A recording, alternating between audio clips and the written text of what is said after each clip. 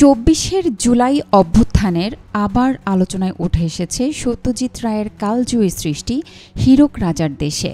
৪ দশক আগে এই শিশুতোষ সিনেমা আজ যেন হয়ে উঠেছে সময়ের নির্মম বাস্তবতার ছবি।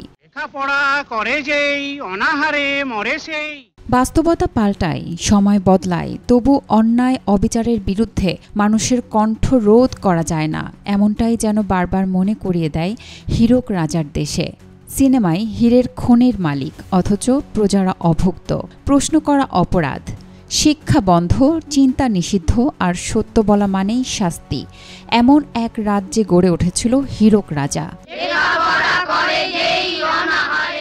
সিনেমা বোদ্ধারা বলেছেন, স্বৈরতন্ত্রের বিরুদ্ধে জনগণের প্রতিরোধ, শিক্ষা ও সত্যকে বন্দী করে রাখার চেষ্টা আর জনগণের বিস্ফোরণ সবই রূপকের মতো ফুটে উঠেছে এই ছবিতে। সিনেমায় গোপী বাঘার আগমন, উদয় পণ্ডিতের প্রতিবাদ আর সাধারণ মানুষের ঐক্য শেষ পর্যন্ত ভেঙে দেয় হীরক রাজার অন্যায়ের সাম্রাজ্য। ২৪ জুলাই অভ্যুত্থানের পর অনেকেরই মনে হচ্ছে সত্যজিৎ রায়ের সেই সিনেমা যেন কেবল বিনোদন নয়, বরং স্বৈরাচারের বিরুদ্ধে চিরন্তন সতর্কবার্তা।